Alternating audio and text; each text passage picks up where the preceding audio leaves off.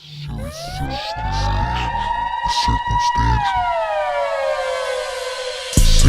not perfect, God, neither are you. Tell these salty motherfuckers to tell the truth. Tell politicians to give up the rooms. Tell silent voters to stand up to the booth.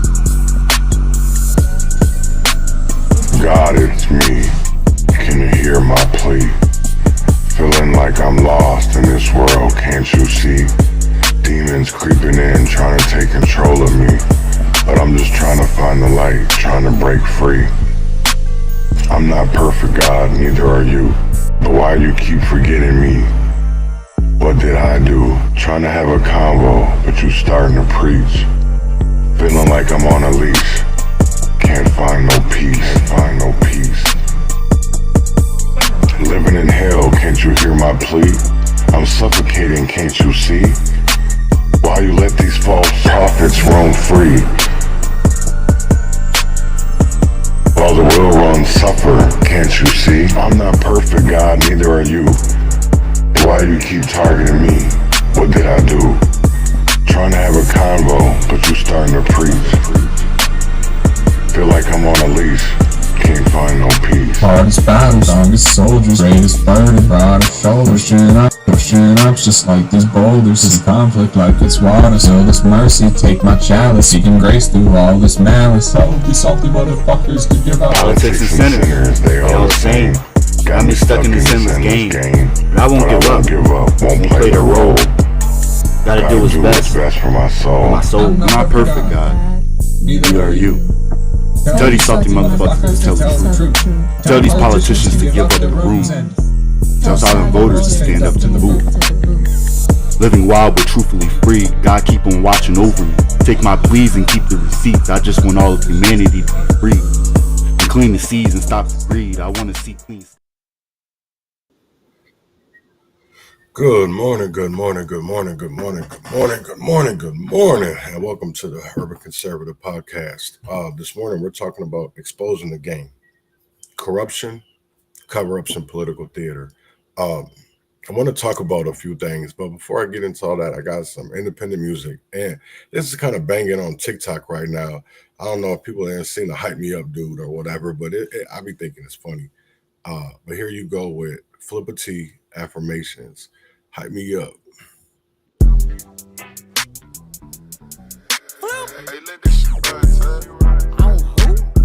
On me.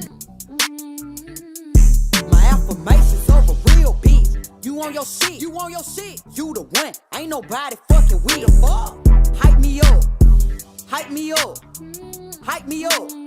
I hype me up. I got 99 problems, but I got 100 reasons. If it rains, sleet, or snow, I'ma ball air season. Cause I gotta hype me up.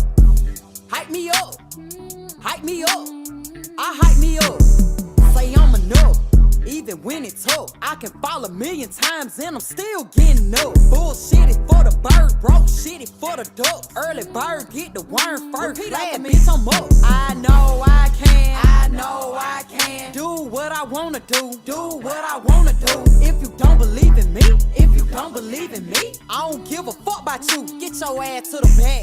I know I am. No, I'm motherfucking precious. Bitch, I'm motherfucking precious. It just take a little time. Had to come and shut it down. Nothing more, nothing less. Teaching ain't like a professor. I am healthy, I am wealthy. I'm a motherfucking dime. If it's for me, then it's for me. What I tell them all the time. If you walk up by my life, I just take it as a sign. 3 fingers to the sky. Told them read between the lines. Fuck you. Ass getting fatter, yeah. Stomach getting flatter, yeah. Don't give a fuck if you can't see it don't need me. I don't chase sidetrack, I'm the one to be exact. Face card don't decline and my body still snap. You know I'm team, and I know that I'm exactly where I'm meant to be. I'm the one, not the two. You can't shit on me. So many sacrifices, I can never quit on me. On me. Need my daily affirmations, put that shit on me. On who? On me. Need my daily affirmations. Right, that was Flipper T and Affirmations. I want to play. So something I want to start off with first is about Elon Musk and Doge, right? Because I know a lot of people are out here.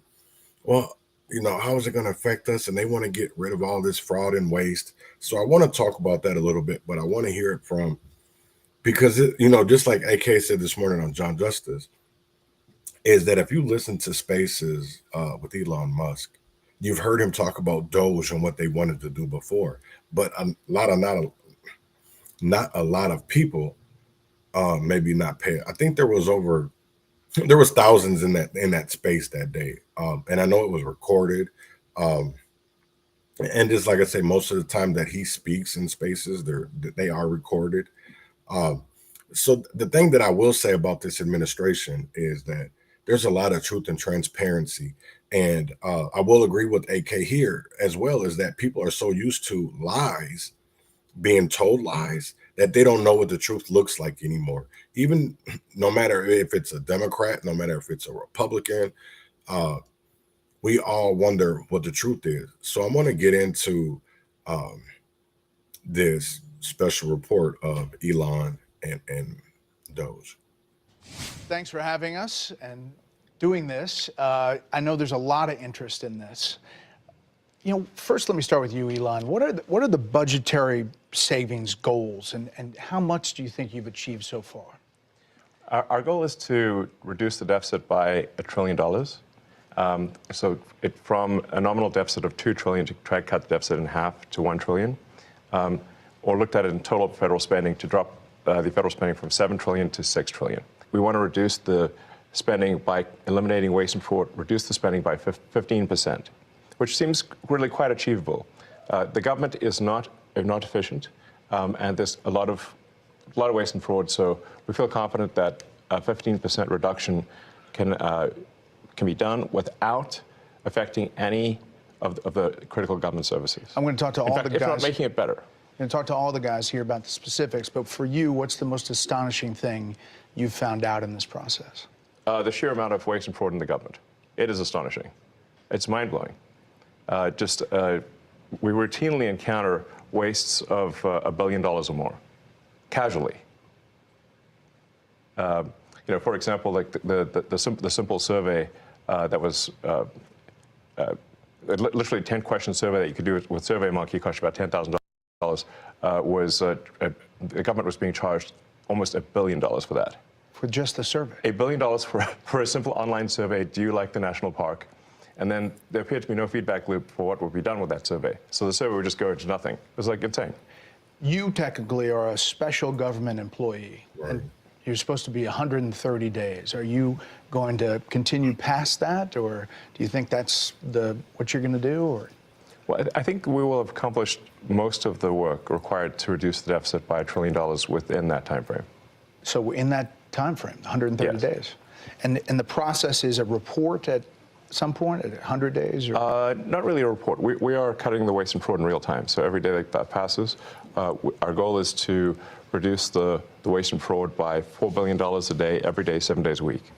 And so far, we are succeeding.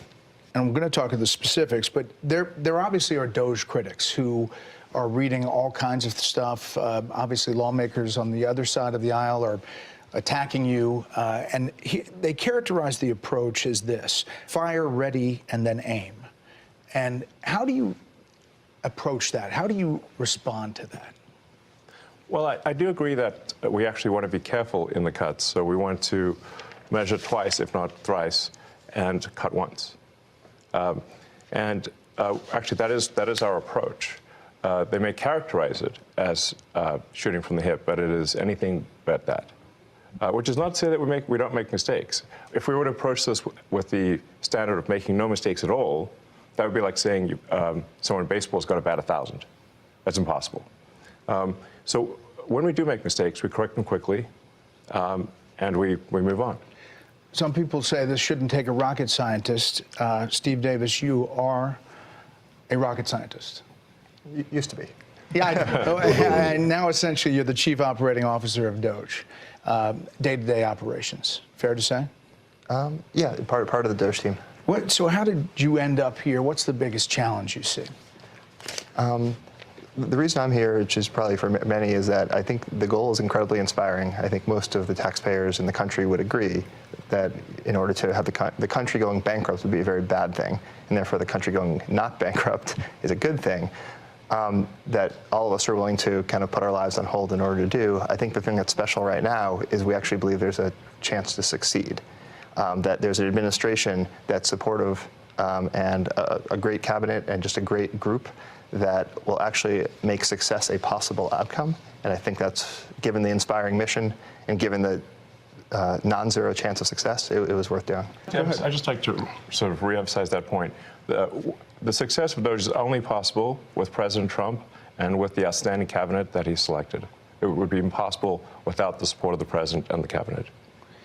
But you're finding the money. I mean, it's big numbers, right? Yeah, like Elon said, the minimum impulse bid is often $1 billion. So, for example, the $830 million, which was the online survey, that's an enormous amount of money.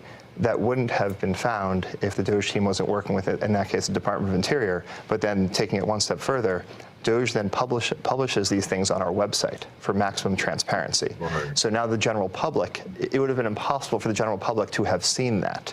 Now anyone can just log into doge.gov anytime and see these payments. As they're not yet in real time, they're close, but they'll probably be in real time within the next few weeks.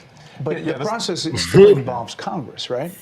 Wow. At some level? We try to keep Congress as informed as possible, but the law does say that money needs to be spent correctly. It should not be spent fraudulently or wastefully. It's not contrary to Congress to avoid waste and fraud. It is consistent with the law and consistent with Congress. And we've seen actually great support, at least from the Republican side of the House. Occasionally some Democrats too. It's nice to see people cross the aisle once in a while. But usually when they attack DOGE, they never attack any of the specifics. So they'll say what we're doing is somehow unconstitutional or illegal or whatever. We're like, well, which line of the cost savings do you disagree with? And they can't point to any. And we list them all on doge.gov and the DOGE handle on X. And you'll see just outrageous things, one outrageous thing after another. Joe Gabbia, besides Elon, you're one of several billionaires here, co-founder of Airbnb. Billionaires, holy fuck. And you wanted to help out. That's crazy.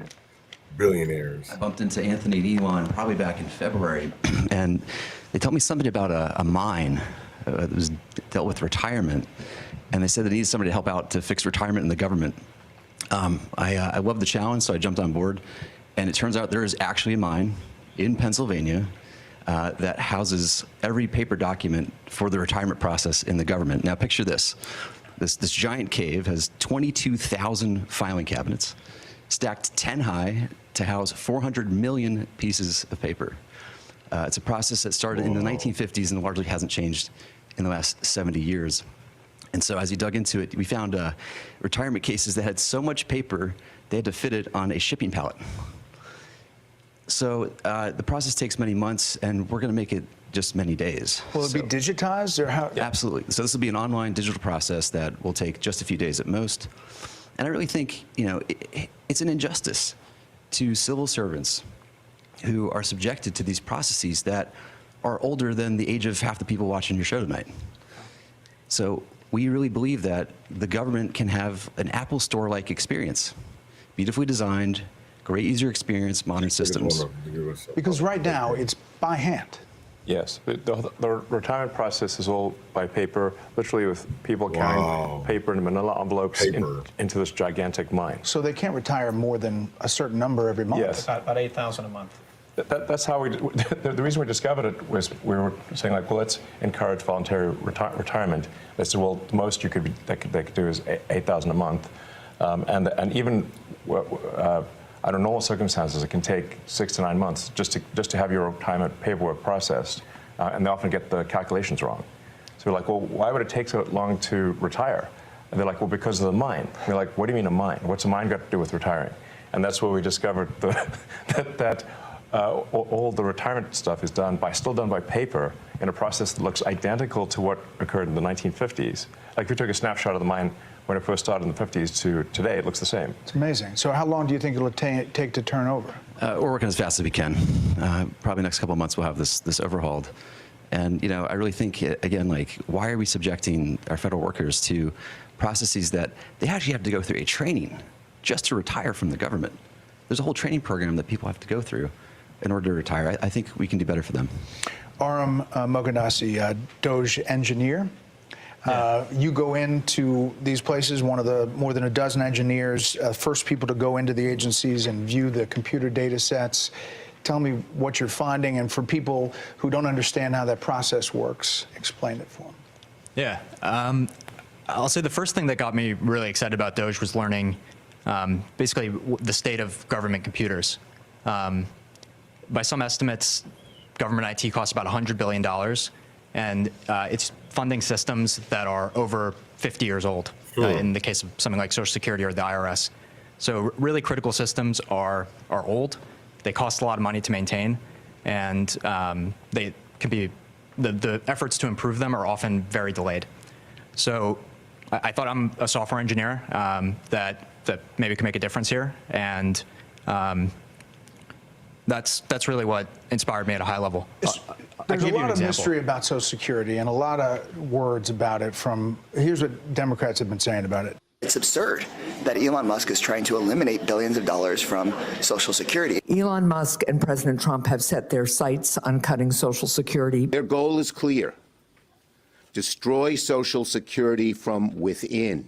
You're in the building. I mean, you're in the computers. What's happening there? What are you doing? Yeah, it doesn't line up with my experience on the ground. And I'll say the two improvements that we're trying to make to Social Security are helping people that legitimately get benefits, protect them from fraud that they experience every day on a routine basis, and also make the experience better. And I'll give you one example is at Social Security, one of the first things we learned is that they get phone calls every day of people trying to change direct deposit information. So when you want to change your bank account, you can call Social Security. We learned 40% of the phone calls that they get are from fraudsters. 40%? That's right. Almost half. Yes, and they steal people's Social Security is what happens. Is they call in, they say, they claim to be a retiree, then they convince the Social Security person on the phone to change where the money's flowing. It actually goes to some fraudster. This is happening all day, every day. And then somebody doesn't receive their Social Security. It's because of all the fraud loopholes in the Social Security system. How do you reassure people that what you all are doing is not going to affect their benefits? No, in fact, what we're doing will help their benefits. Legitimate people, as a result of the work of Doge, will receive more Social Security, not less. I want to emphasize that. As a result of the work of Doge, legitimate recipients of Social Security will receive more money, not less money. All right. I want to emphasize that point and let the record show that I said this, and it will be proven out to be true.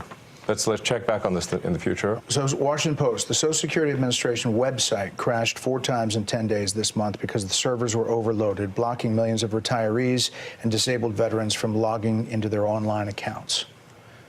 Freaked people out. Is that going to change? Yes, we're going to make sure that the website stays online. Yeah. I mean, but is it a result of going in there or something you're doing? No. The amount of issues that were with the Social Security system are enormous. As an example, there are over 15 million people that are over the age of 120 that are marked as alive in the Social Security system. And that's an accurate figure. Yes. Correct. Correct. This has been something that's been identified as a problem. Again, pre-existing problems since 2008 at least, from an IG report. So there were some great people working at the Social Security Administration that found this, 2008, and nothing was done.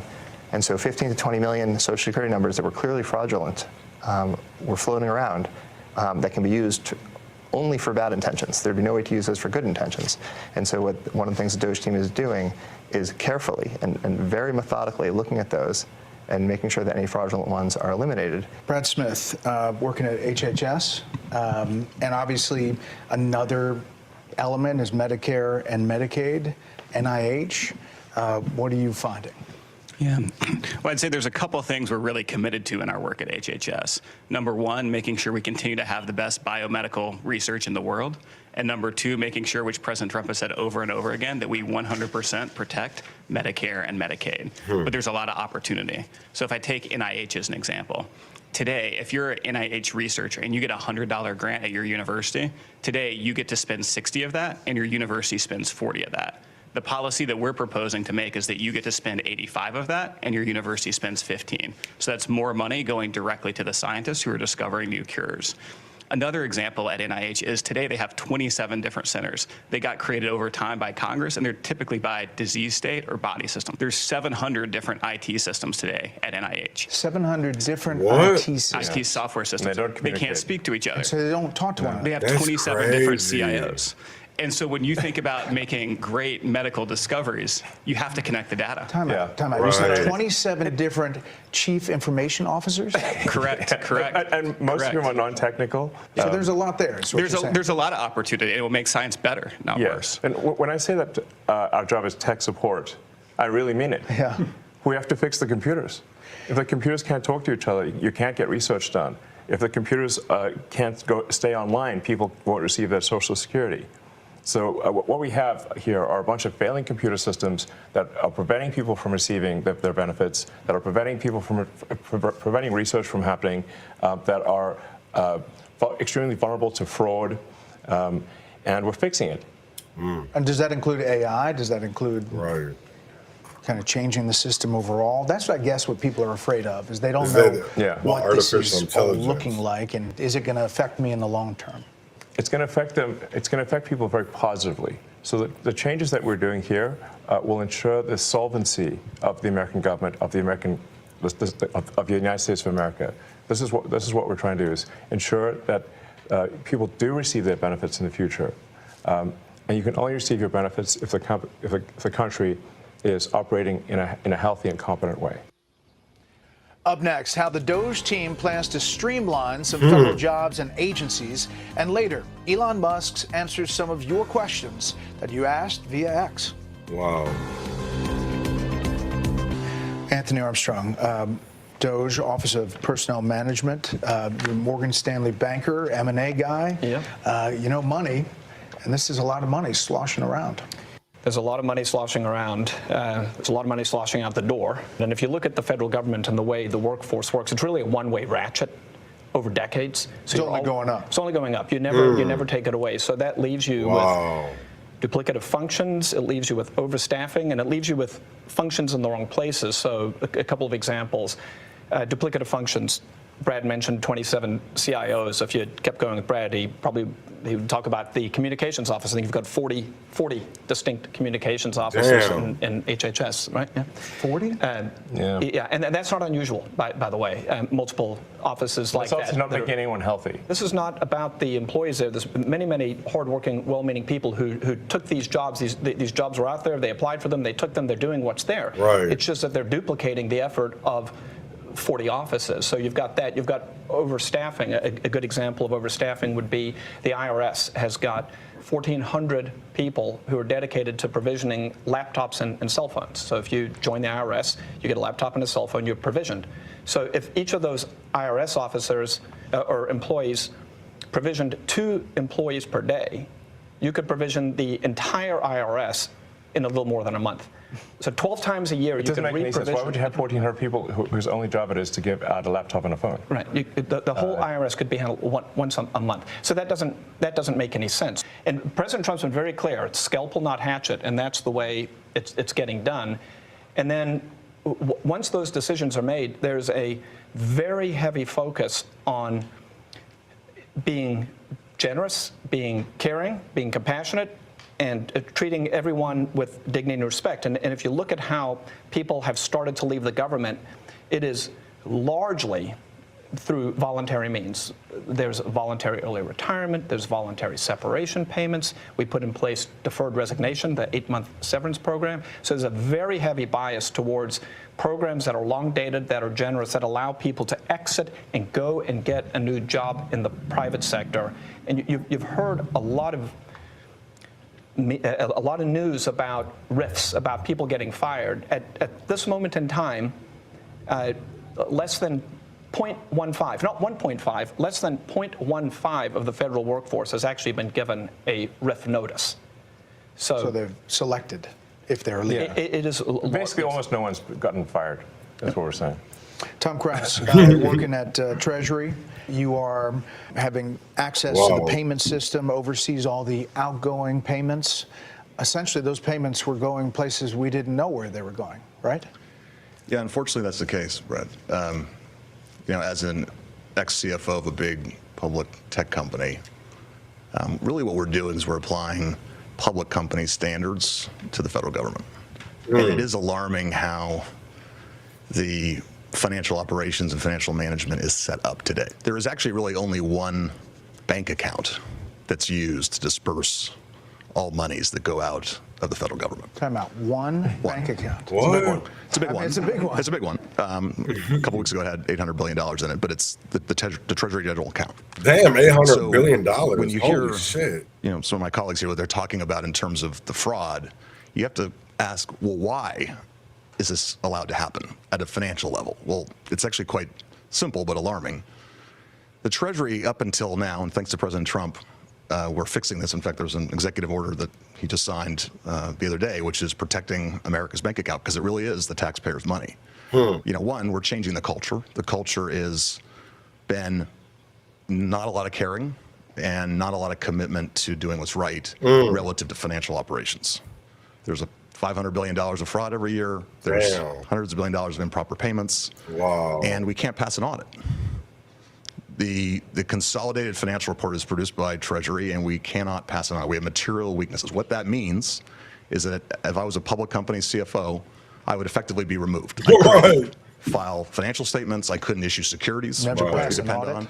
Can't pass an audit. Right. The federal government cannot pass an audit. It's impossible. In fact, in order to pass an audit, you need the information necessary to pass an audit. You need to have the payment codes, you need to have the payment explanation, and you need to have a person you can contact to understand why that payment was made. None of those things were mandatory until just recently, just a few weeks ago. That's interesting, because to me, I feel like a lot of people don't know what Doge and Elon Musk, you know, they see all these, because I mean, everybody sitting up there was billionaires. That's how they were introduced. So it's like you're talking to rich people, and I kind of feel like, you know, this is the thing for me, right? Because politics and church were supposed to be separate, right? State and church were supposed to be two separate entities. But now that I feel like church has entered into the political world, and I don't know if that is to get voters a certain way, or, you know, lead them in a certain direction, because if there was pushback, there would be more people to fight that that narrative, do you know what I'm saying, than to people would be sitting here standing up for the good fight and trying to inform people. And because that is one thing that I do see, and that's what I'm trying to pinpoint in Minnesota, is especially when it comes to our GOP party, and even our Democratic parties, right? Because at the end of the day, this is, I don't know if people are paying attention, right? But if you aren't considered a part of the DFL or a part of the GOP Republicans, you're not going to win a race here in Minnesota. You're just not. I don't care if it's the governor. The last time somebody even won our governor's race that wasn't a Democrat or Republican was Jesse Ventura, and it was I think he was a part of the Reform Party. You know what I'm saying? But this the thing of it is, I will say like this, right? Is Jesse Ventura had a lot of popularity. He was a known individual. He was a wrestler, right? He was this is the crazy thing of it is, right?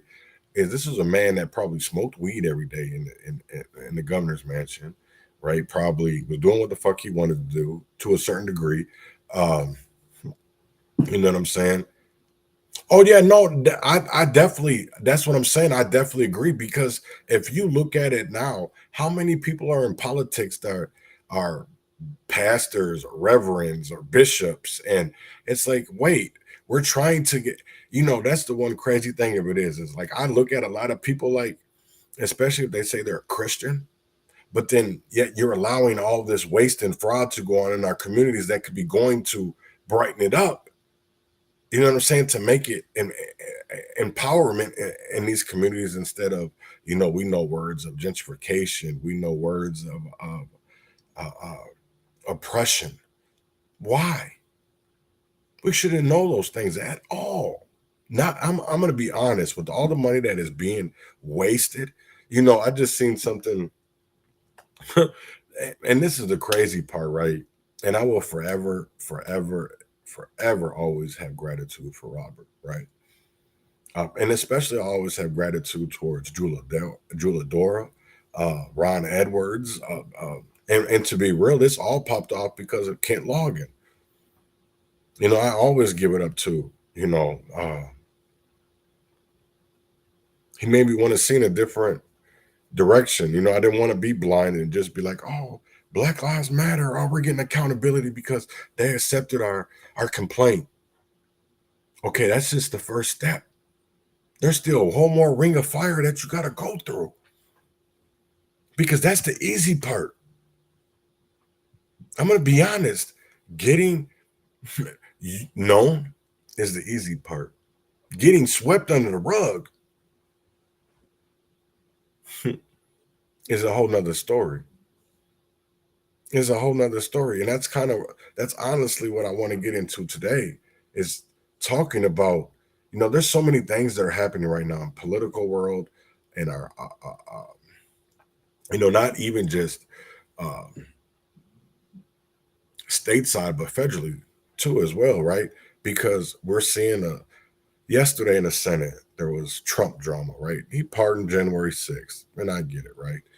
So then I want to talk about, they want to talk about all this when it comes down to ethics and all these things, right? So I wanted to talk about a DFL, their sham ethics hearings, right? Because that's what it is. It's a sham. Let's be honest.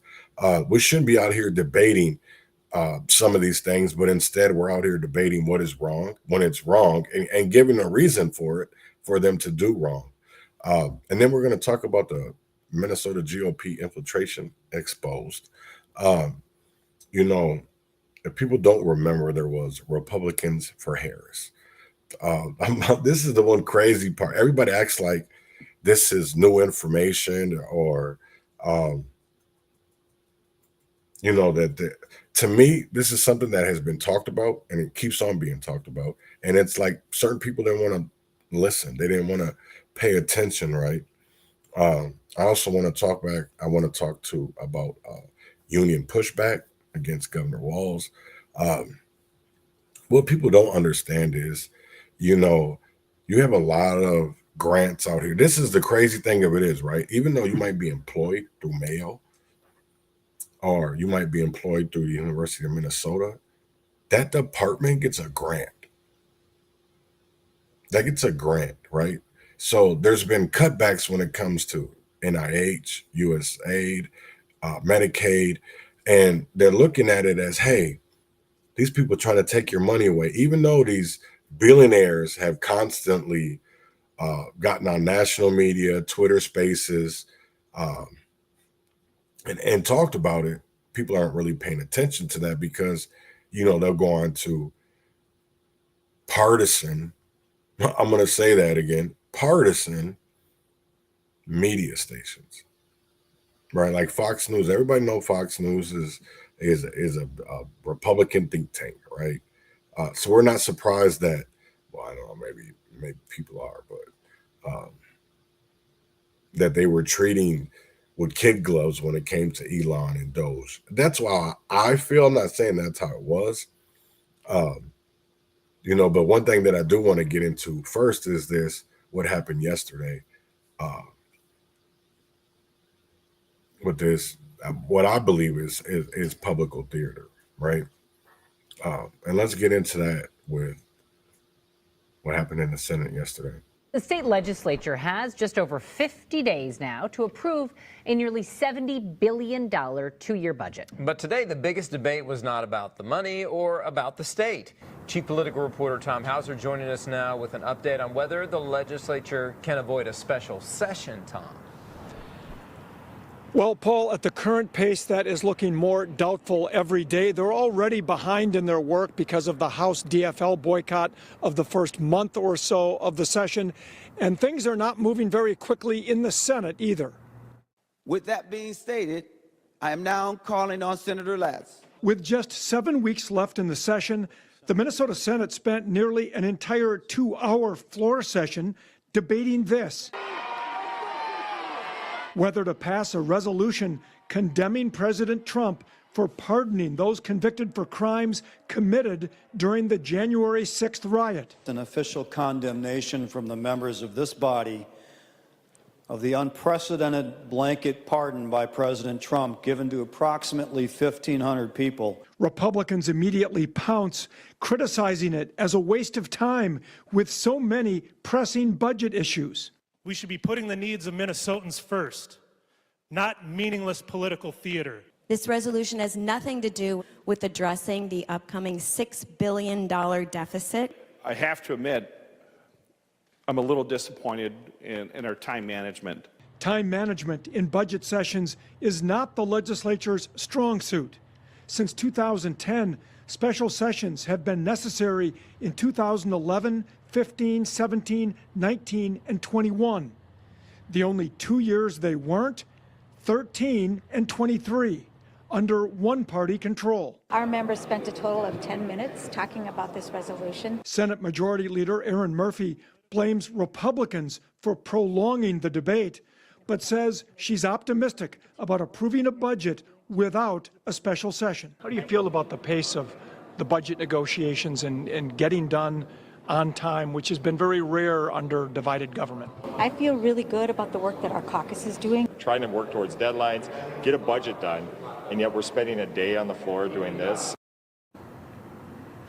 Now, state budgets are approved in odd-numbered years, and as you saw in that chart we showed before, more often than not, they result in a special session. We again have divided government, with the House divided 67 to 67 between Republicans and Democrats, which is not a good sign for avoiding a special session.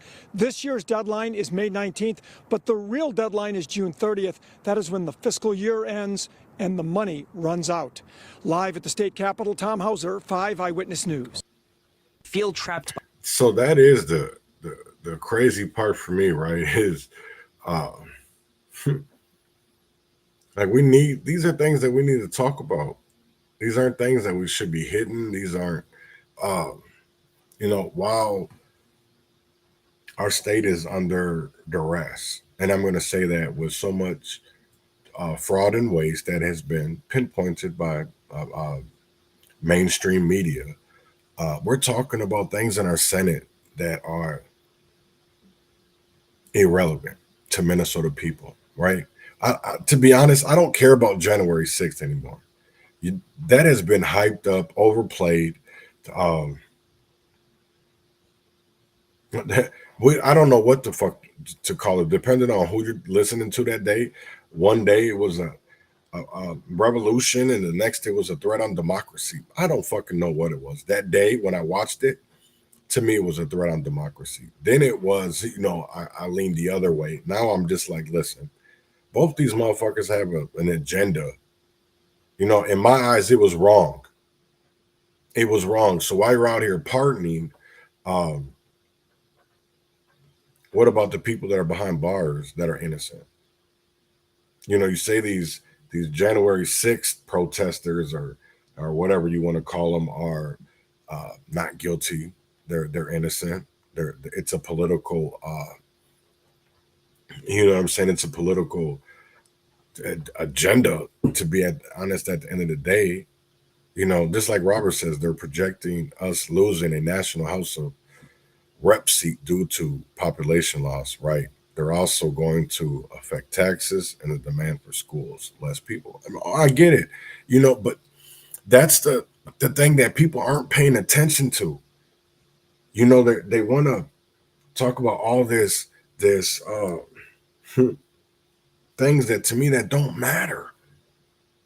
And it's like, what about the things that do? Because don't waste matter? If we're spending money but nothing is getting solved, isn't that waste? You know, I sit here and look at this, right? People are sitting here fighting for hungry people, people that can barely put food on their tables, but yet somebody that is fighting to put food on people's tables makes almost $1 million at second harvest, second best harvest, whatever the hell it's called. And then most of that money is state or federal money. Like, come on, man. That's crazy to me. So we should want term limits. We should want better oversight on committees or nonprofits. And we should make them, because I will tell you like this, as much as I watch the fraud committee constantly every Monday. And the thing that bothers me about it is they expect these people to come up here and tell you the truth. They expect for you to come up there and tell the truth. And it's not like that. You got to make them tell the truth. You have to make them tell the truth, right? So I want to talk about a time that people maybe don't remember, right? So I'm going to bring you down a little alley. I'm going to take you down to CSI. That was a program initiative that was going on in Minneapolis. That is something that a lot of people honestly don't want to talk about. They don't want to remember what happened to Jeff Hayden. They don't want to remember what happened to Bobby Joe Champion. And it's honestly a time that, you know, a lot of people don't. And I understand it's a lot of bad history when it comes to it. There's maybe bad feelings. There's maybe, you know, you're scared to talk about it. This is something that I do believe that we need to talk about. I want to talk about something that happened at the Minnesota State Capitol. During that time, you know, some people called it the elephant and donkey show was playing out at the state capitol, featuring DFL senators Jeff Hayden and Bobby Joe Champion, both facing ethics complaints. But instead of a real investigation, we get another round of politicians protecting their own. The hearing barely touched on the actual allegations of misconduct. Instead, it exposed how deep the corruption runs within the legislature.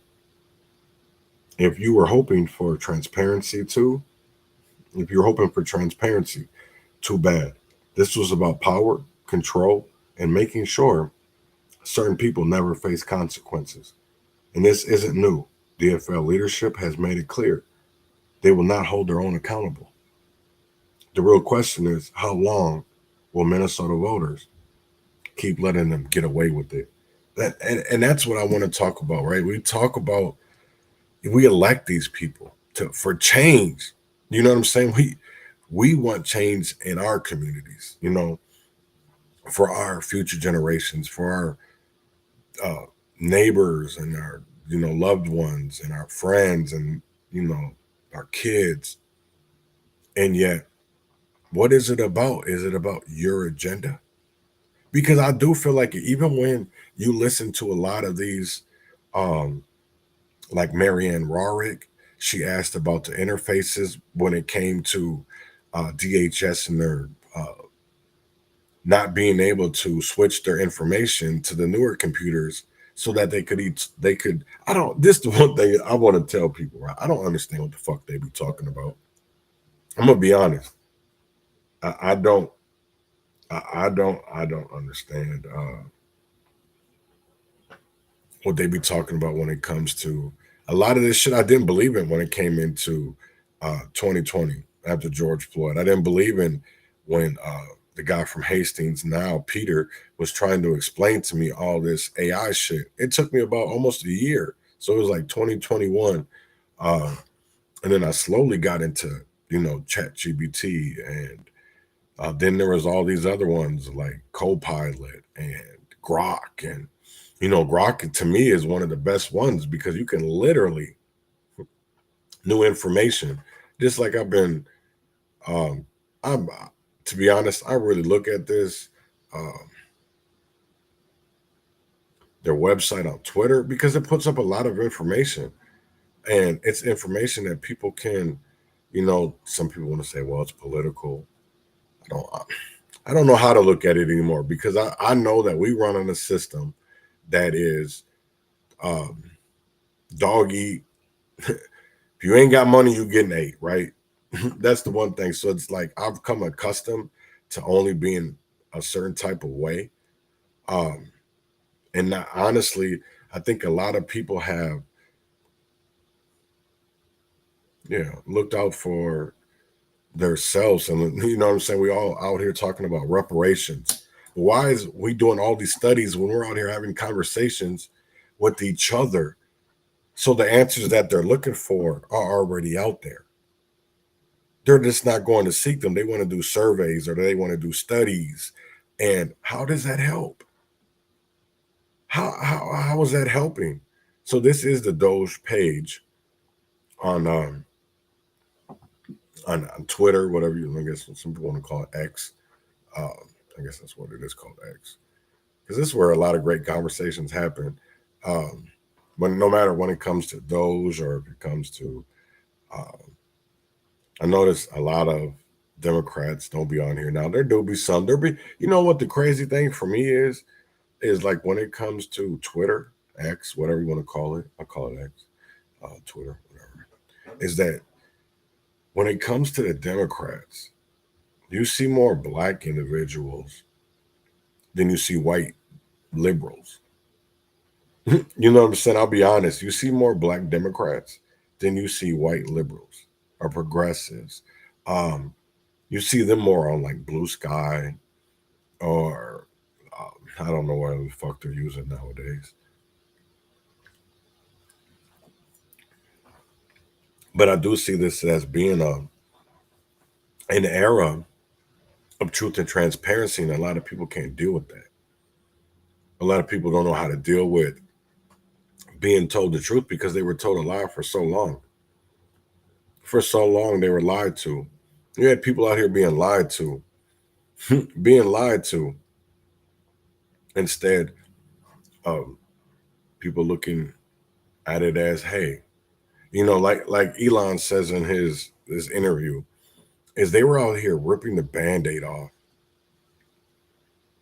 on some of these things. And yes, it's going to hurt, because a lot of people don't want, I know what I was going to do. They don't want,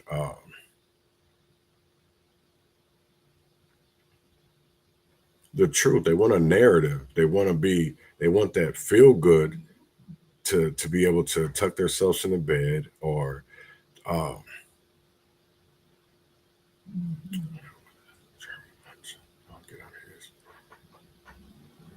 so I want to go over to Action for Liberty, because I do want to talk about this. They want Eric Mortensen and Jake One Live last night to talk about what is going on in the Republican Party. No, but I don't think that's the one. No. But Alex Pleshke sent out, they didn't share it? Did they not share Munson's post? They didn't. Huh.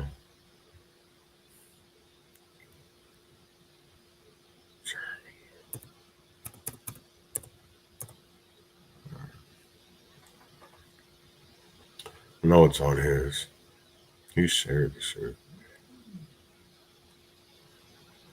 So he's saying is basically that he learned that, he says, tonight I learned that the Republican Party of Minnesota, under the previous chairman, which was I think David Hahn was at that time,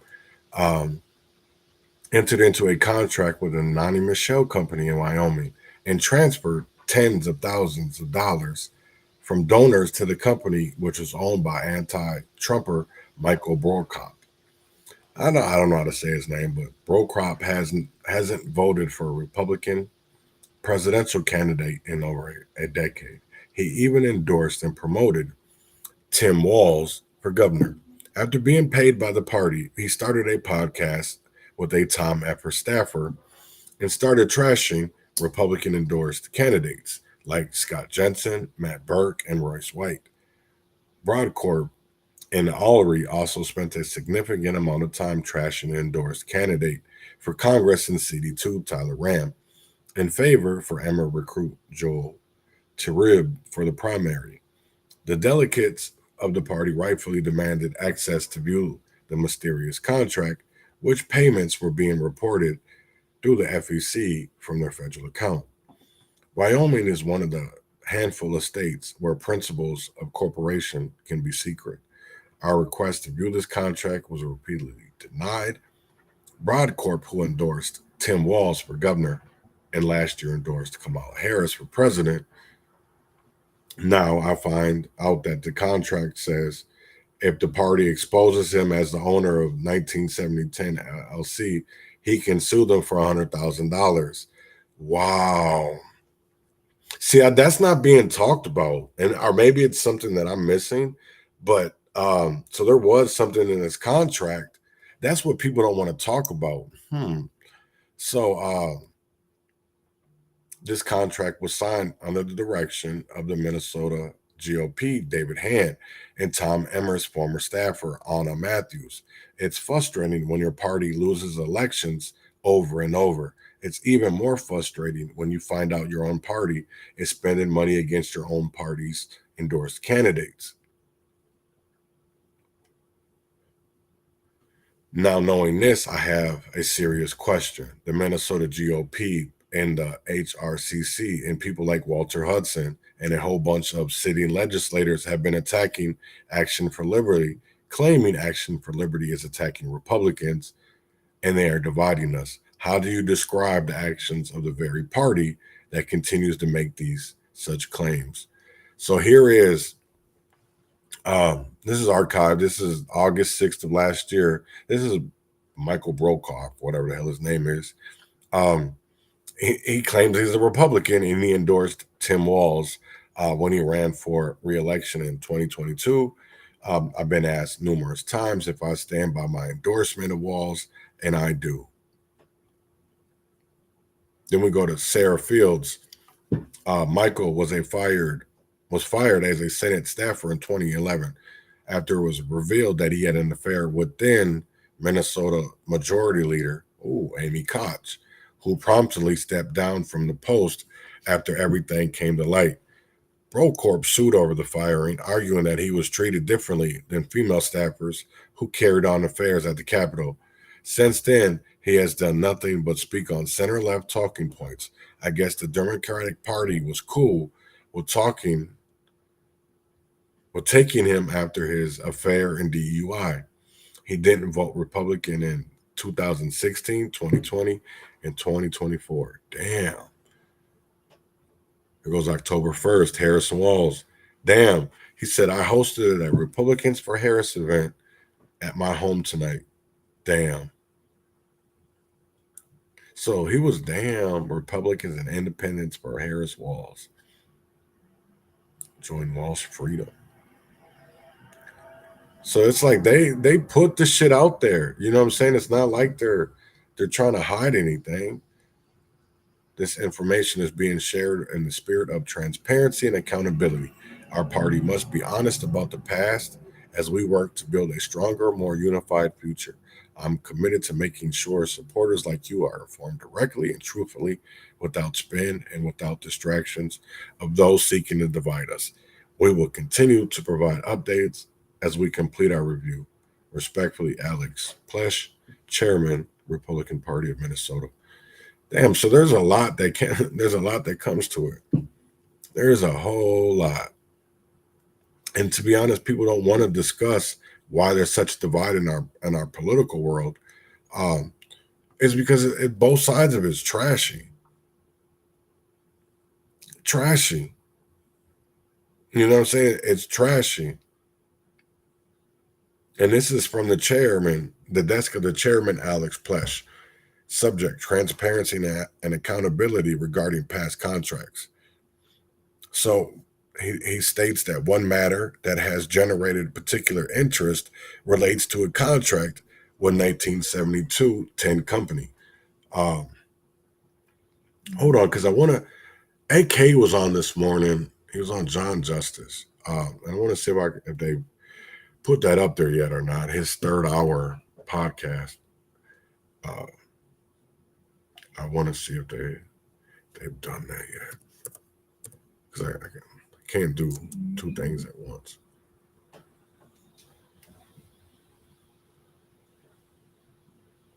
Yeah, it's on here.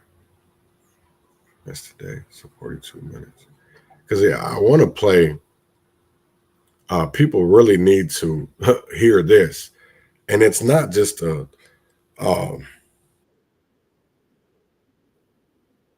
game or any of that. It's naturally things that, to me, that honestly, how are you supposed to vote if you don't know the full story? How are you supposed to have an educated response if you hold on? So I want to play this because it was interesting to me this morning when you had AK, and there was some other people from the think tank, I think, and I forget the other guy's name. I don't know, but there was a I should know the players more, but I don't. But here is hour 3 of AK talking to his freedom team about it. That they have empowered who will burn it down. So I think that Tim Walz is going to have some type of, come to Jesus moment, because if the left does go as far as they would typically go on these things, and they do things like mass boycotts or start, going into office and locking themselves to the front doors of the Department of Transportation or whatever with bike locks, I think Walz is going to have to flinch, but this is the beast that they've created, and I love to see it. And in all seriousness, when you... Oh, you weren't being serious before? Yeah, no. Listen. Some people can't sense the sarcasm. I'm really glad that you clarified. Now I'm being serious. Serious mode activated. Here's what I want to say. The considerations that you heard in the press conference that these employees did of the state, the childcare, the transportation, this, that, and the other thing. These are considerations that private sector employees have to make all the time. Figuring it out is part of the responsibility of being a working person, and you're not going to garner a whole lot of sympathy. And by the way, I think these people are probably looking at the DFL who didn't show up for work themselves over the last month and going, well, if they didn't show up for work, why do I need to show up for work? Which, honestly, they voted for the DFL in all likelihood. I guess I can't blame them for trying to model their work-life balance off of what the DFL tried to do. Let's get to a few of your comments from the iHeartRadio app on a Freedom Friday. Timmy's going to try and run for president. He's doing all these speeches, but the next marker that will prove whether he's going to or not is when he gets plastic surgery. Then you know he's ramping up. He's going to be president. His little That's a great point. Plugs a shaved head. I don't see that that's going to help. I mean, How did Tim Walz get a hairline again? What happened? Maybe that would be it, I guess. All right. Before we get to some of your thoughts on the iHeartRadio app about the frustration of returning to work, we played this clip earlier, and AK had some thoughts. I want to get to a couple of these talkbacks. Election integrity. I hope they all have seen the reports from cybersecurity experts that they've released analyses of election data out of Clark County, Nevada, that show some pretty convincing evidence of election tampering. The woman at the Tim Walz town hall, inflection. When you come to an end of your sentence with a period, your voice should go down, not inflect up. Ugh, unbearable. Oh, sorry. There you go. AK Kamara. People talking with raising their voice tone at the end of a sentence sounding like a question is just about as irritating as hearing the word like 3 or 4 times a sentence. Knock it off. You're talking to adults. Try and sound like one, please. AK, how dare you? He stirred the pot this morning. That's right. We're talking to adults. AK, it's funny that you noticed that the inflection is in the wrong place most of the time with many of these people, because I think it's like them saying a lot, and they really don't know what they're talking about, so they have inappropriate inflections. He was really good at that. That's good at it. I was actually a little bit worried that he was getting at the upper end of his range. He was running out of room there halfway through that talkback. Wow, the entitlement of those state workers. A lot of us in the private sector had to go back to work. Also, how are you providing full-time daycare for your children and working for the state full-time? Must have angelic children that entertain themselves and feed themselves and do all of the adult things. You guys are on fire this morning. Kudos, Grace. I don't understand either. And anyways, Minnesota's employment at will. If you don't like it, if you can't hack it, grab your jacket. You can't hack it, grab your jacket. I like it. That's good. All right, using that one. I can see Tim Walz using that out on his town halls. There's another version. I'm not going to go there on a Freedom Friday. I'm sorry. I can't believe these doofuses have time to protest. I saw some people on the overpasses while I'm driving my truck through the cities, working, mind you, and holding up flags, and some of them even said Trump and resist. What a bunch of weirdos, man. Get a real job, get a life, do something with your time. So here's what's on deck for the remainder of this hour here on Twin Cities News Talk. I want to get to Elon Musk and these clips talking with Brett Baer on Special Report yesterday, because in my view, it actually leans in a bit to why the unions are fighting so hard relating to Walz's order to return to work. Of course, this happened in D.C. with the government employees being told to return to work there. This was used by the left to push back against Trump and Elon in those efforts. I feel like this is an extension of that. Also, before the end of the show, we'll be talking about these, I don't know, do we call them allegations? Do we call them claims of the Republican Party in contracts that were made with certain organizations and groups that ended up starting podcasts? And I received this information from several listeners. We'll dive into the details of it and talk about what we know so far. I was waiting to get some confirmation because there was one post that was put up by Jeremy Munson, and that's all that I had received. And this is the first time that I had heard of this. And AK, I believe that you had heard that you had just been brought to your attention as well. Yeah, it was confirmed because the chairman of the Republican Party in Minnesota, Alex Plekish, sent out an email, and they're allegations, I guess, from the perspective, if you're the person that was alleged, Michael Broadcore, to have been part of this corporation, but they have made a definitive statement that they believe, based off of the signature on the checks that were cashed, that Michael Broadcore indeed was paid by the Republican Party in Minnesota last election cycle. And so that's a statement from the chairman of the Republican Party in Minnesota. So now that we have some confirmation on this is what I was waiting on. I wasn't just going to start shotgunning the information based off of one post, even though I have an abundance of respect for Jeremy Munson. I just, without having some further confirmation of which we've received, we can share this on the air. So we'll talk about this coming up probably right around 8:30. Next, though, we'll get to these clips from Elon Musk. And I really appreciated this because this was some clarity on what Doge is doing, and specifically Elon addressing not only allegations against him of being a Nazi, but also what Doge is trying to accomplish and what their goals actually are. So a lot of ground to cover still here on Twin Cities. Or employees who are redundant. Or I know that the Democrats and Republicans have been guilty of this too, where they don't want pain.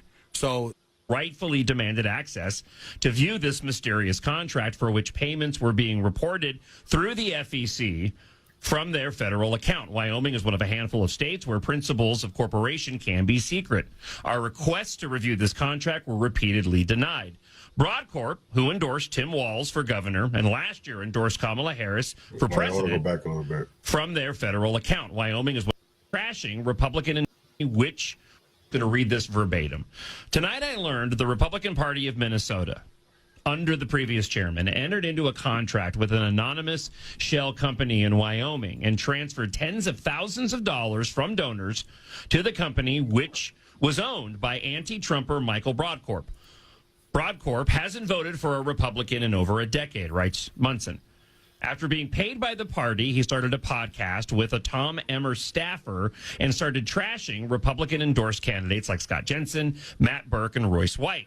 The delegates of the party rightfully demanded access to view this mysterious contract for which payments were being reported through the FEC from their federal account. Wyoming is one of a handful of states where principles of corporation can be secret.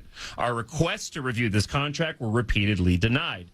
Broadcorp, who endorsed Tim Walz for governor and last year endorsed Kamala Harris for president, now I find out the contract says if the party exposes him as the owner of a 1970-10 LLC, he can sue them for $100,000. This contract was signed under the direction of the chair of the Minnesota GOP, David Hann, and Tom Emmer's former staffer, Anna Matthews. It's frustrating, Jeremy writes, when your party loses elections over and over. It's even more frustrating when you find out your own party is spending money against your own party's endorsed candidates. And again, I was waiting for confirmation on this. I hadn't talked to anybody until the guests arrived in studio. We have Grace Keating, RNC committeeman, A.K. Kamar, and Representative Max Reimer.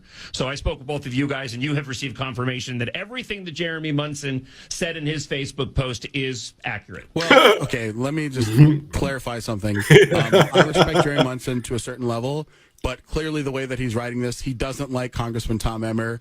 There's this weird thing that happens within the party where there's people that absolutely think that Tom Emmer is the devil, which is insane. President Trump fully supports him.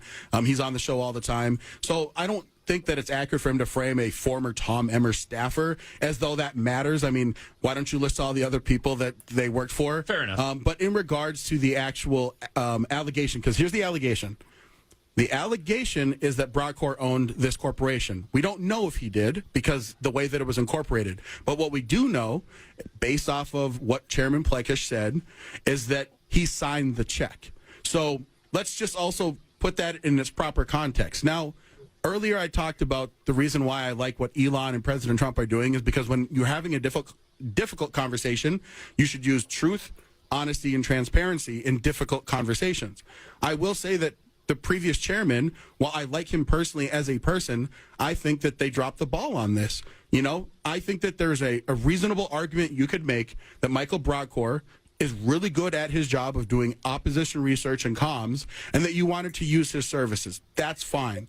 But the moment that people started to ask questions and the rumor mill started to swirl, the best thing they could have done is get in front of this and say, well, here's the reason. Now, I get that the reason why Chairman Hann says that they didn't is because the initial contract, this is what he told the entire state central organizational meeting, is that the agreement was that this would be done so they could protect themselves for their other business ventures because they didn't want to be, quote unquote, known to do business with Republicans. Now, if that is true, I can understand. But again, the point is that you have to have these difficult conversations because for it to come out now, after Chairman Hann is no longer the chairman and Chairman Plekish is chair, it damages his legacy and it adds more questions, and we don't know motivations. We don't know any of that. Now, I personally, full disclosure, I've known Michael Broadcorp since 2007 as a college Republican. When I was the chair of the state college Republicans, I worked in an office right next to him when he was deputy chair of the Republican Party in Minnesota. I have conversations with him probably once every couple of years. But ultimately, I've told him, and I said this on record, Michael Broadcorp is not a Republican anymore. He can call himself a Republican, but he votes and he supports Democrats all across the state. And so I just think ultimately the only way forward is we have to have transparency and honesty. Do I think that this is necessarily the best way to go about doing it? Probably not. In regards to what Chairman Plekish did, he is my chairman, and so it's his choice to make these decisions. But as a member of the state executive committee, it would have been nice to actually be informed about this move before it happened. But again, I believe in being true, honest and transparent in all your actions. And so that's kind of where I land with everything. So what I hope happens here is that, and just to kind of to dovetail off of what you were saying, What I hope happens here is that we end up seeing full transparency and clarity as to why all this played out. Yeah. Because what's interesting about it is, on its face, and this isn't a dig on Munson, but you mentioned it, when you look at this in terms of specific details of the players involved, suddenly it can take a very specific tone. Yeah. Like, why is the party working against itself? Yeah. Why are they going and giving money to an individual who has repeatedly gone and voted and supported against the GOP here in Minnesota's best interests? When in reality, there could be an actual relevant truth that's apart from that as to why this all played out, as you said before. There's a really interesting sort of Venn diagram with this, and I'll just bring it up briefly because I've had this sent to me a ton over the course of the past 3 days. Breitbart has this investigative report that they put out. Okay. Details revealed inside the CCP's United Front work in Minnesota, a joint investigation of the Breitbart News Foundation and the Government Accountability Institute. Lengthy piece. I went through this whole thing yesterday, and this was previous news. Last year, Alpha News had done some reporting on it, right? And on its face, it looks like, oh my gosh, Walz is taking pictures with communists from China. They have an office here in Minnesota. You know, and people, have you seen this? Holy cow. Well, listen, when you get into the details of it, you may not like it. We don't like communists, but they have a legal right to be here. Yeah. There isn't anything to say that, according to the story based off of Breitbart, that they are doing anything illegal whatsoever. There are donations that this organization made to conservatives, to Republicans in the state as well.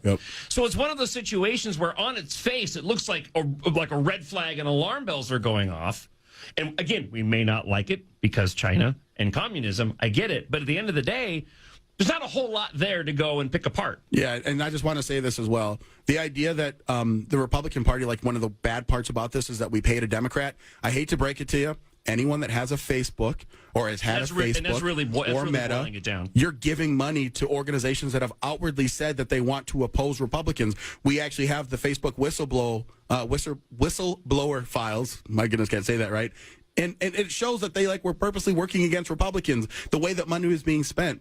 So let's just calm down our pearl clutching a little bit from that perspective. But again, I do understand that if you are trying to obscure it, that can look bad. Now, I will say, we don't know the motivation for Chairman Han or for Anna Matthews, for that matter, because they haven't wanted to divulge. And here's the truth: they don't have to. They don't owe anybody anything. They're private citizens now. So ultimately, I think that people. I'm going to disagree, right? And again, people are not going to. Some people who are won't agree, but I believe that we should get truth and transparency. If people, that's what I don't understand, and that's why I honestly believe, like in certain places like Minneapolis and Hennepin County, Republicans can't win because you have outside Republicans like in Maple Grove or St. Michael, Elk River, or the Iron Range, or southern Minnesota, and they go against it. Or they don't want to come into North Minneapolis or South Minneapolis, and they come out they do events in like Bloomington or Chanhassen or some smaller parks, out in the Twin Cities, not actually coming into Minneapolis and doing the events. But then you go to, that's the one thing that I won't understand. I will never understand is. You look back at Minneapolis's history and you see the last time a Republican won. That's in the 1970s. That's public information. It's out in the open. And, and this is what I want to say too about that. They're public citizens now. If you did something that was while you worked as a public official, we deserve that. What you did, we deserve that reasoning, and I don't believe that people should, because they're private, public citizens or whatever. Well, at a time they were a public official, and yes, we are right. We do give money. That's what people don't understand is, that's why I laugh at a lot of this shit. And a lot of it I don't even take seriously anymore is because it's like a glove. It's like it evolves. It's like we think that we're getting somewhere and then we're not. Because then we come to find out there's a lot of waste or there's a lot of fraud that is happening from getting solutions, from getting answers. There's loopholes to stop, certain things from coming out, or, they don't have to talk. Just like we've seen with Metro Transit. They feel like because he wasn't a public official that he needed to, they give up certain records, Metro Transit. So that I don't know how, the world feels or how America feels without, we only get a certain partisan narrative agenda. We don't actually get a whole lot of truth and transparency because people are always asking questions. That's the one thing that I sat here and I when I heard Elon Musk and the billionaires talk, and, you had these company founders and CFOs and CEOs and, some of the smartest people in the world. And what I heard from them directly was that, listen, we're not saying that we have the best agenda. We're not saying that we know what's best. We're saying is that what's going on with our government is wrong. And we want to shift because I will tell you like this, what I heard is that their main purpose is that the government, we've never passed an audit. We haven't passed an audit in the last couple of years. So aren't people worried or even curious to wonder what we're spending money on? That's what I sit here and look at people is like, y'all sit here and say you're informed voters. And I do agree with that. We need to be in certain parts of the area, but not the influence that we have been, because we want to control that country. I do feel like there is a lot of things that go on behind the scenes that come down to money grabs, power grabs. And for what? It's not the betterment of that your neighborhood. And I do agree with that. You should have to be born in this country. We shouldn't give out to be an elected official. Because I will tell you right now, this is why a lot of communities and cities and counties and states are going through the things they're going through, is because your elected officials aren't born there. They're not from there. So they don't understand the history. Why do you think all our historical monuments are being destroyed? Being forgotten about, especially certain parts of of cities. Especially when it comes to the redlining areas or the areas that have a lot of Black history. That's the one thing I laugh about all the time is that you hear people talking about, we're going back to white only and Black only water fountains or bathrooms. I don't know how the hell they're going to do that, but I'd love to see it, because where are the Asian people going to use the bathroom or drink out of the water fountain? Where are the Native Americans? Where's the Hispanics?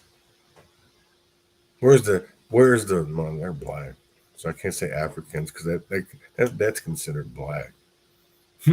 So how they going to do that? What I do see is what's happening is that we're going into a time, an era that our administration believes that it should only be two genders. Not that there should only be two races, Black and white, because that's how we're going to segregate it, but we're going to segregate it into gender. Whatever your official, so if you're born with a penis, you go into the men's bathroom, the boys' bathroom. If you're born with a JJ, you go into women's. Just like in kindergarten cop, men are born with penises and girls are born with vaginas. I don't agree with it all. I'm going to say that I don't. But what I don't agree with is the fact that they can go into our public education and just let children do whatever the fuck they want.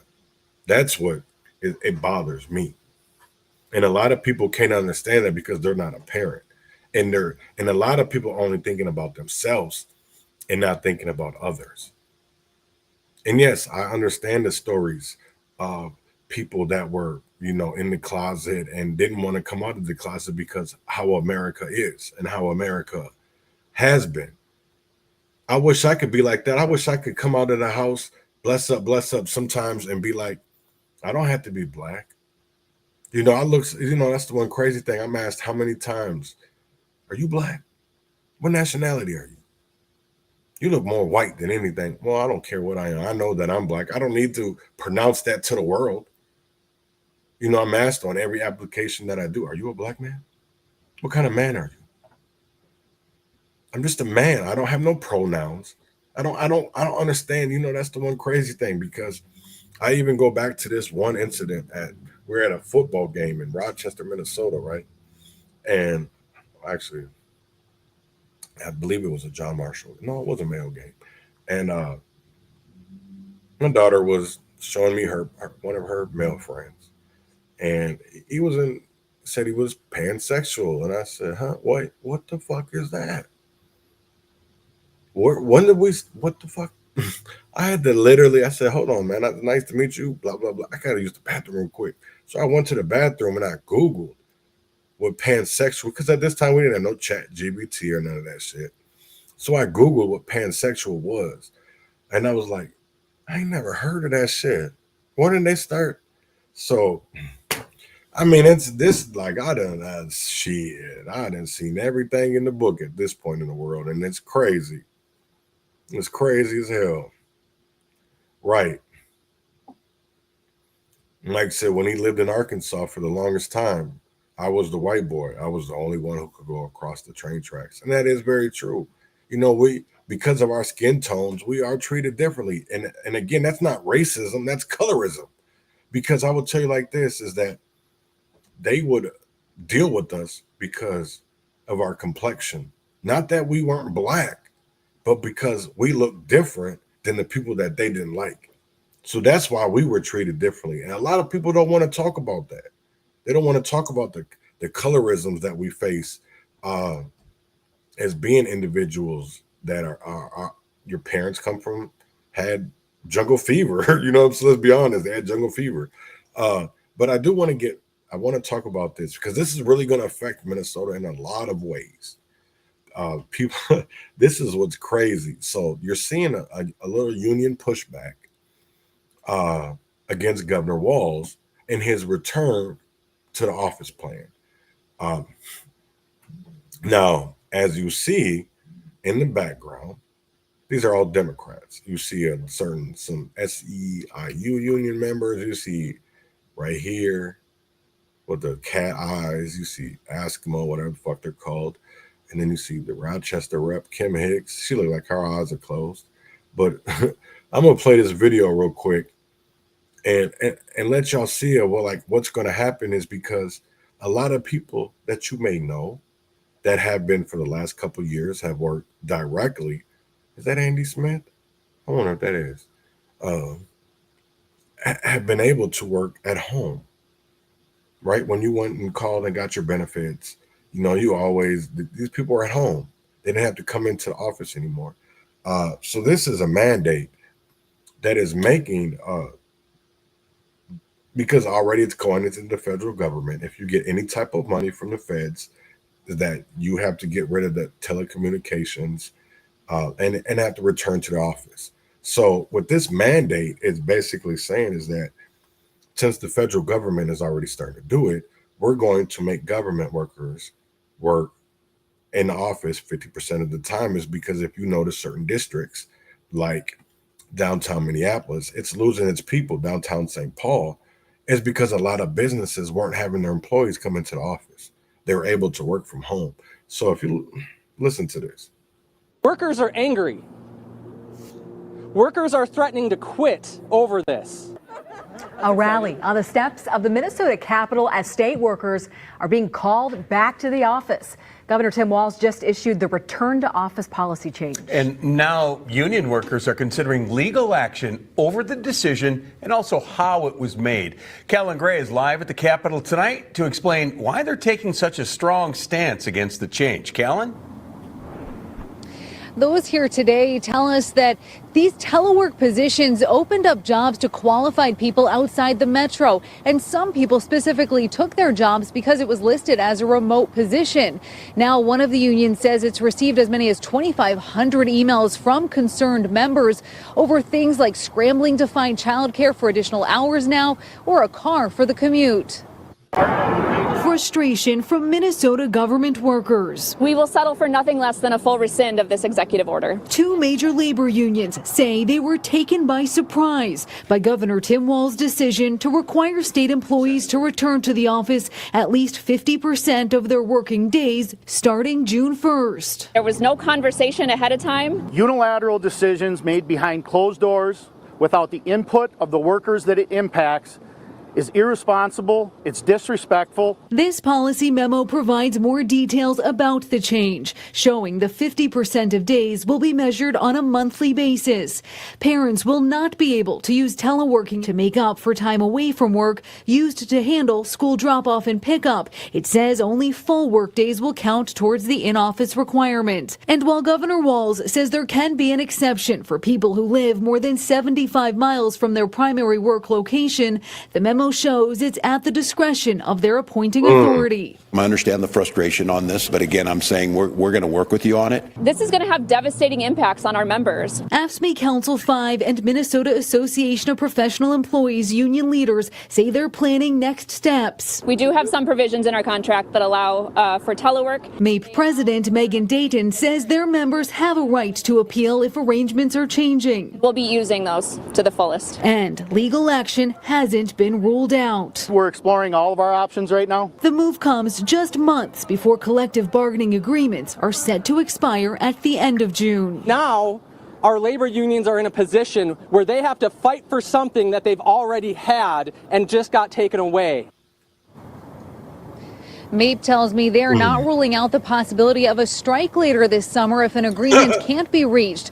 We asked Governor Tim Walz for his response to that and the other specific concerns raised today.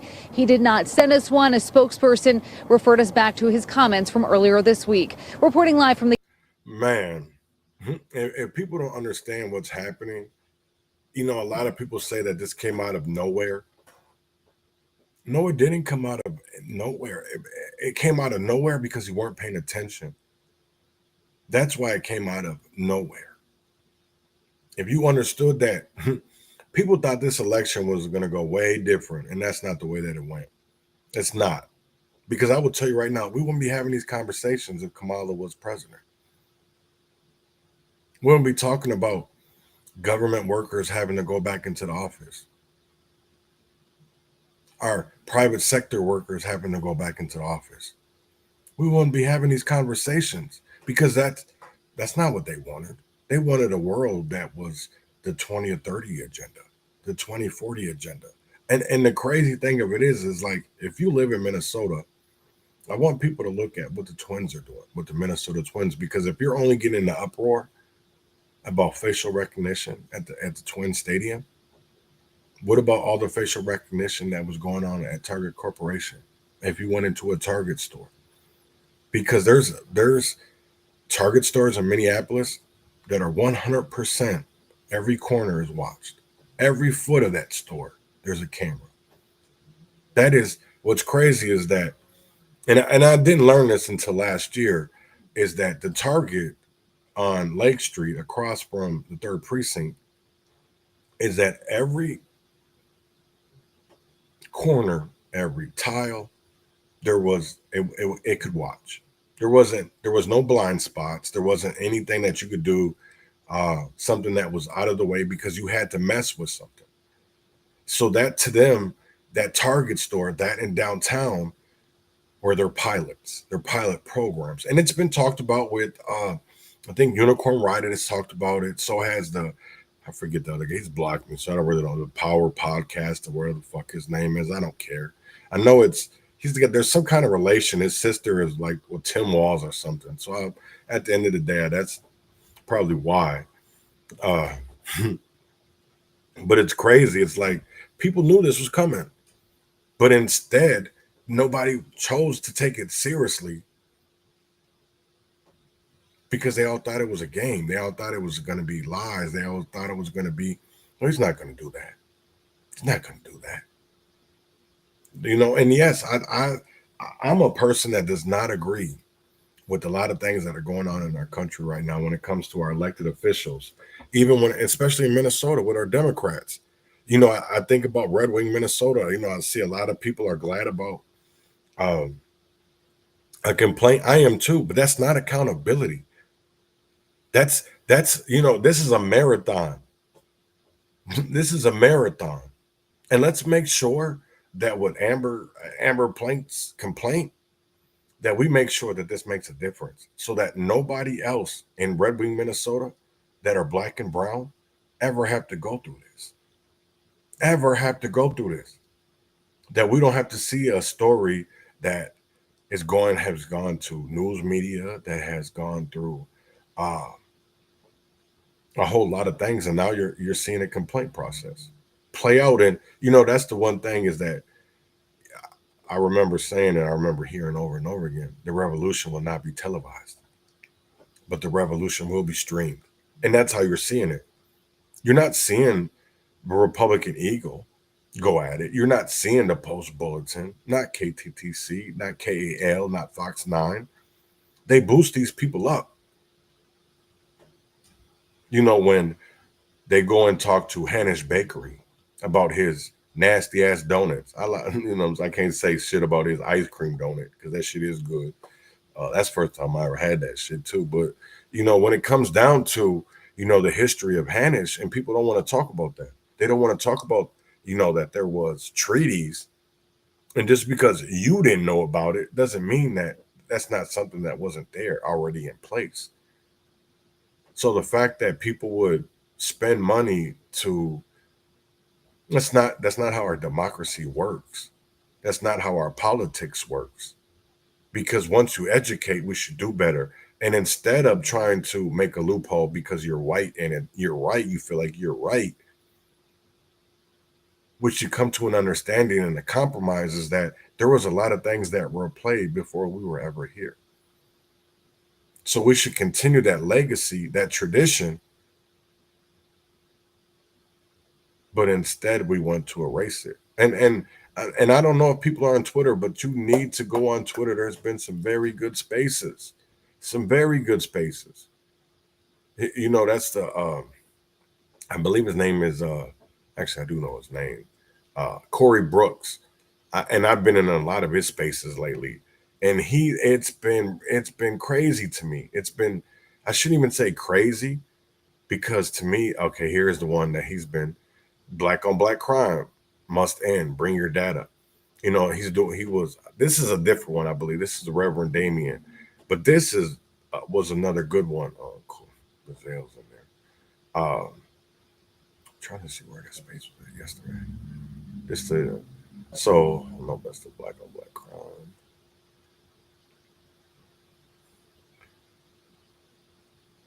Yeah, it says, is the black church politically misleads the black community on purpose. You know, and this was a great conversation. You had pastors that were in there, and you know, when you brought up certain policies or certain data, there was a lot of things that it was kind of hard to push back on, you know, because people lie, stats and data don't. They tell the truth. And that's honestly what I wanted to tell people. And you have to look at these. Don't always just go with a narrative. You know what I'm saying? Go with information, because that's what rules the world. Information. Don't go with narratives, because narratives are everywhere in America. Everybody has it. Doesn't matter. You know, if you go to 3 different news sources, you're going to get 3 different answers. You're going to get 3 different answers. And why is that? Because it all comes down to their agenda. It all comes down to their narrative. It all comes down to what's going to pay their light bill, what's going to pay their rent, what's going to pay their, you know what I'm saying? So it's like, we have to, as people, do better. We know better. Just because our politicians don't want to do better, we can do better. I'm going to honestly say that. Just because our politicians and our elected officials don't want to do better, we can do better. So I hope everybody has a great weekend, and I hope everybody gets out. In Minnesota, it's going to be damn near 80 today. Doesn't matter if you're in Hibbing. Doesn't matter if you're in Virginia, Duluth. It's going to be nice. You know, it doesn't matter if you're in Rochester, Jackson, Blue Earth. Just know that it is going to be nice today. Get out. Enjoy the sun. Get that melatonin. I don't even know what it's called from the sun. But get it today. Make sure you get that, right? So with that being said, I hope everybody has a great weekend. And I got something special for y'all. Maybe people didn't listen to Chris Brown growing up. I did. You know what I'm saying? I know a lot of people are like, wait, what? Right. So this is Bow Wow and Chris Brown. Use me. I'm going to get up out of here with that. And with that being said, win or fail, freedom or jail, heaven or hell, wish me well. And y'all have a great one. And I will see you Monday.